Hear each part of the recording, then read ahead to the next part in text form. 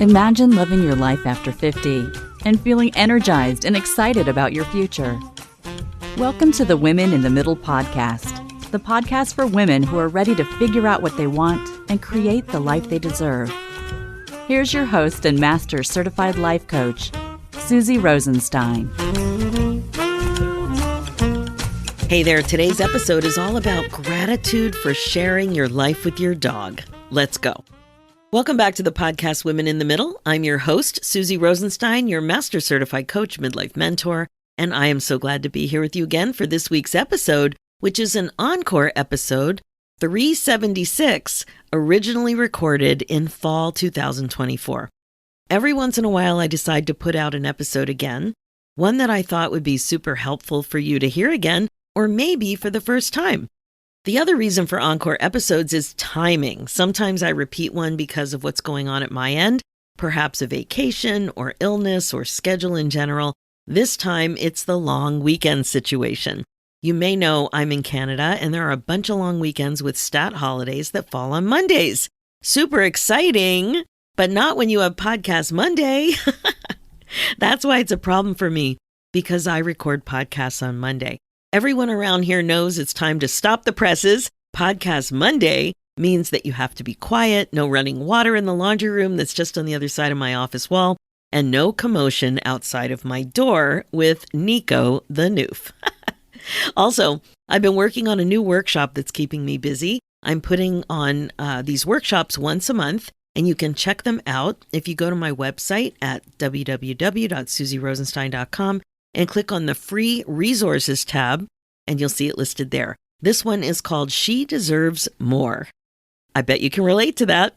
And there's something else that I'm working on that I'll be announcing soon. It's about happiness, and I know you're going to love it, so stay tuned for that. Anyway, that's what's going on, and I know you will love this Encore episode. Today's episode is all about feeling gratitude for your dog in midlife.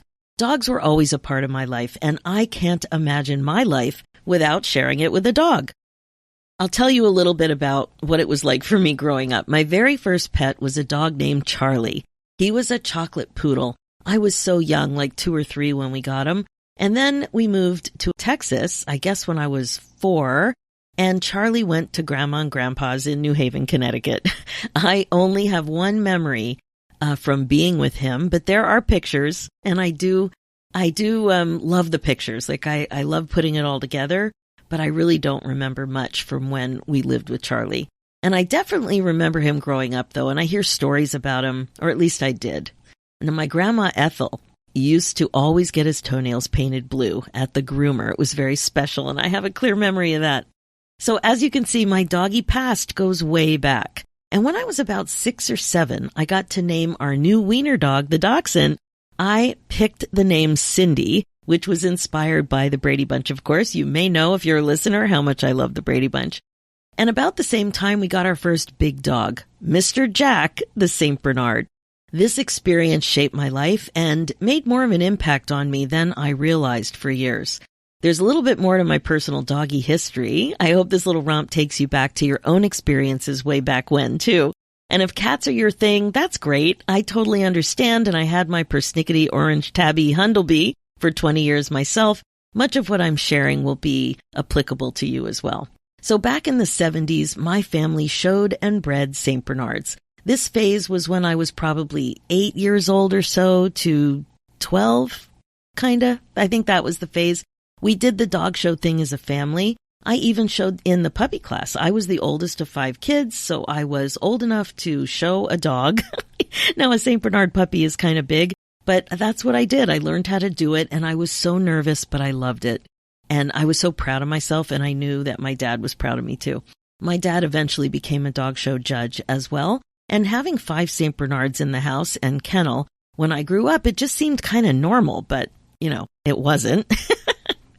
But it was just the way we rolled. Now, I know that may sound a little weird. We had Cindy the wiener dog and all these St. Bernards. It was a little weird. But anyway, that's what happened. I had a fun surprise on Facebook a few years ago when a friend reached out that I hadn't spoken to in about 40 years. And he shared a fond memory about our pride and joy, Mr. Jack. My dad used to bring him to school for show and tell when I was in elementary school, and the kids just loved him. He was huge, much bigger than Nico, and he weighed a lot more too. I hadn't realized how many people he had touched or slobbered on. But he made a big impact, and kids from then have memories. Over the years, I heard more of these memories from friends, and after the St. Bernards and Dachshund, we shared our lives with lots of different dogs. We had Lamb Chop, the Bedlington Terrier, Shadow, the Cocker Spaniel, Duke, the Golden Retriever, Moose, the Dandy Dinmont Terrier, and Angel, the Great Dane. Some of these dogs I didn't know as well because at 18 I left to go to university, but I still loved spending time with them when I came home. I loved having all these dogs in my life at one time or another. So my love of dogs started young and came on strong. Two things happened in the 80s when I was in my 20s that took my understanding about my love for dogs to a whole new level, though. First, I had an opportunity to participate in some research about people and their pet dogs in university. I interviewed lots of seniors and kids, each of them about their relationship with the pet dogs. I did my own research on kids and their pet dogs as well.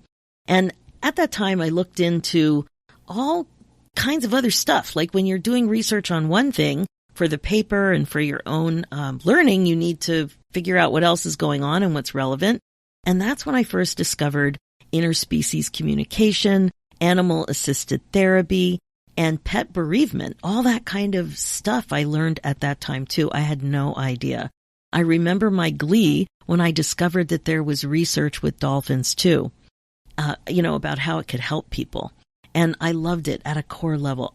I had no clue what I could do or would do with any of this, the knowledge, the experience with research, any of it.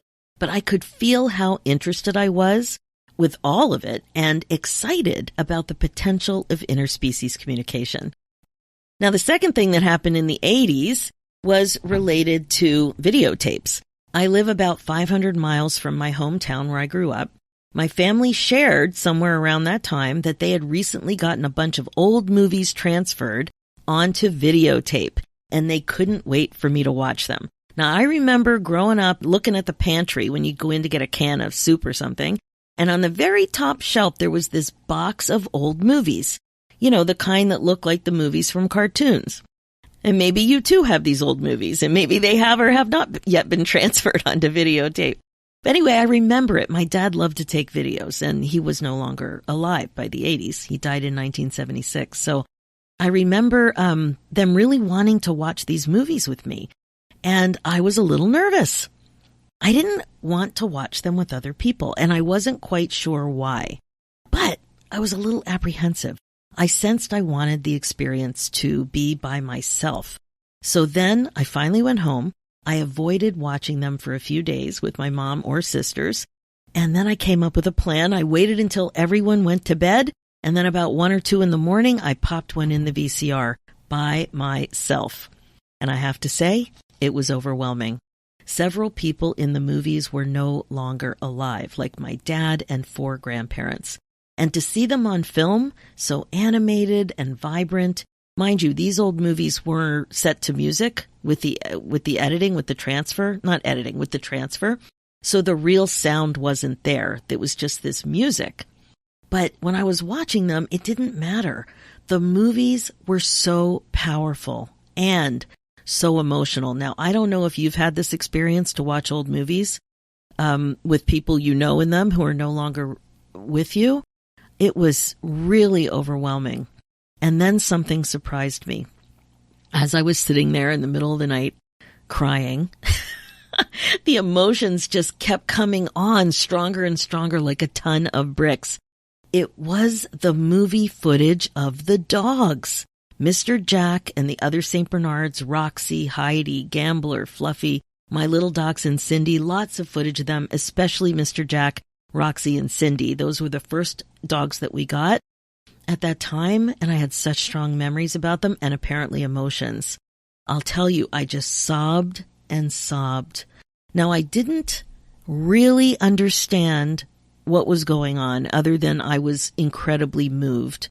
It's not that I loved the dogs more than my father or my grandparents, but there was something about seeing the dogs as part of seeing everybody else on these movies, in the movies, that really got to me. It was such a good cry, too. It was a massive one. A huge, ugly cry full of mixed emotions. Sadness, of course, but also gratitude that I had so many important experiences with my dogs, that they were so meaningful in my life. So remember, when I was looking back at these movies, it was in the 80s, so I was in my mid-20s at least, maybe even late 20s. I don't quite remember when that was.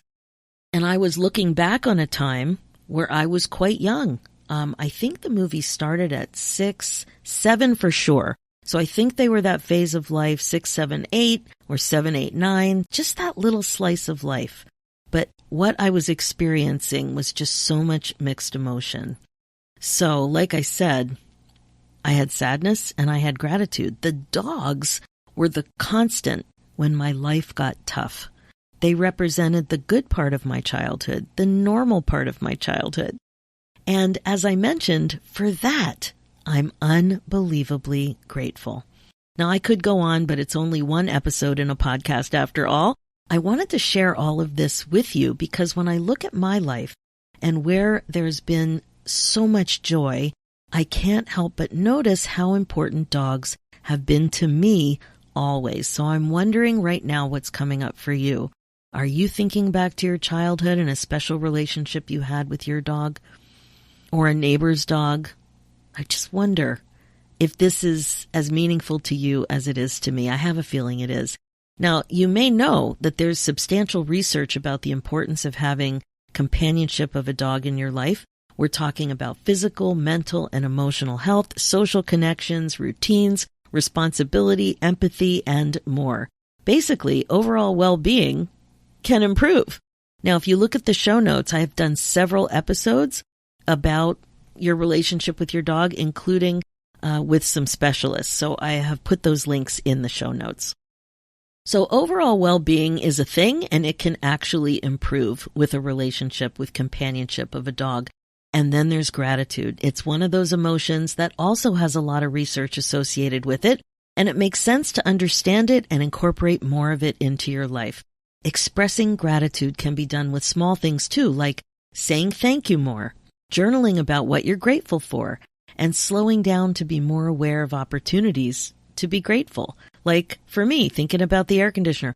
Every time I go from like warmth to a cool home in the summer, I am so appreciative of it. Like I really am grateful for it. I think about it all the time. Thinking about and feeling more grateful can lead to positive effects in your life.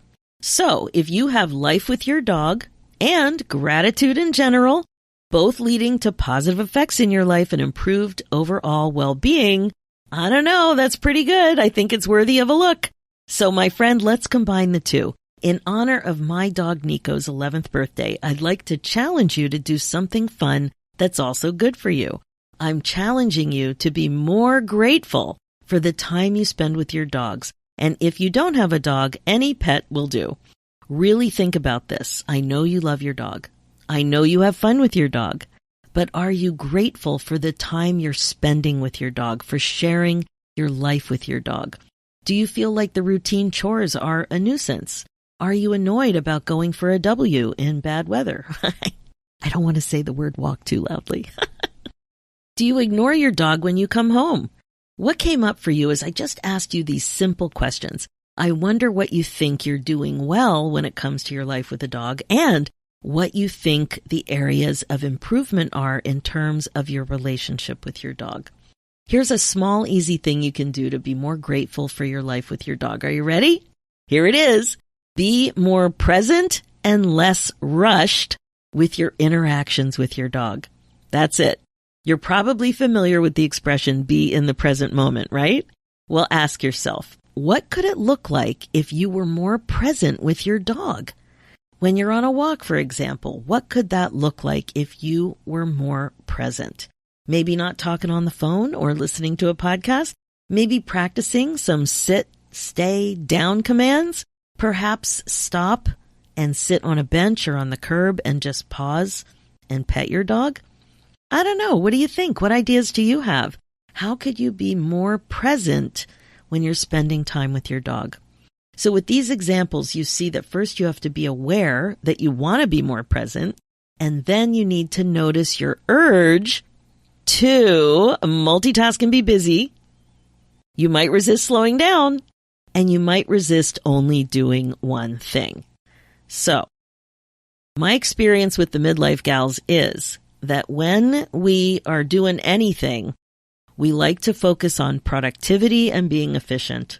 And it can be challenging to slow down and to focus on one thing. So that's why I asked you about your urge. Notice your urges to hurry up, to speed up, to multitask, to resist doing one thing. And if you notice that, ask yourself why. And is this stuff coming up when you're spending time with your dog? If you're aware that you want to be more present and grateful for your furry companion, that may help you be present and stay focused. With Nico, we get stopped all the time by people asking questions about him when we're on a walk.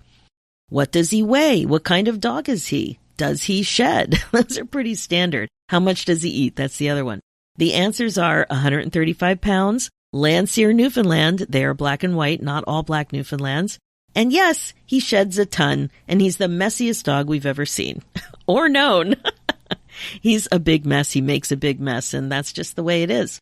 And he eats a lot, that's for sure. Now, we don't rush the conversations with strangers. We really don't. If somebody wants to talk to us about Nico, we talk. We answer the questions. They're fascinated. And we love that Nico brings so much joy. People stop their cars to talk to us with Nico. If we go to a big park and we're on a trail or something, people always stop. People with dogs and people without dogs. It's amazing to just watch the joy. When people are driving by us on our neighborhood walk, they're smiling. They're turning their heads to watch. He just makes people smile.